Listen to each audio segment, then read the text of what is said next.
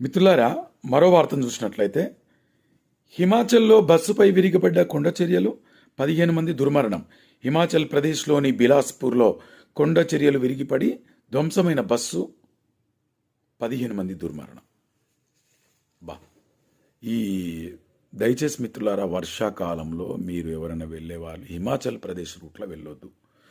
మేము 2018లో పోయి పరిశాన్ అయినాం. మేము హిమాచల్ ప్రదేశ్ పోయినాం, అంటే ఢిల్లీకి పోయినాం ఫ్లైట్లో. ఇక్కడ నుంచి పోయి హిమాచల్ పోయినాం. అక్కడి నుంచి పోతే ఒక్కొక్క పెద్ద పెద్ద రాతి గుండ్లు వచ్చి రోడ్ల మీద పడుతున్నాయి.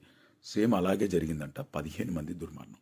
మాకు అలాంటిది ఏం జరగలేదు, కానీ సహాయక చర్యలు జరుగుతూనే ఉంటాయి. రోడ్లు ఎప్పుడు క్లీన్ చేస్తూనే ఉంటారు, జేసీబీలు నడుస్తూనే ఉంటాయి. కానీ దయచేసి మిత్రులారా, ఈ వర్షాకాలం ఉన్నప్పుడు మీరు అటువైపు వెళ్ళొద్దు, హిమాచల్ వైపు. ఎందుకంటే కొండ ప్రాంతాలన్నీ అది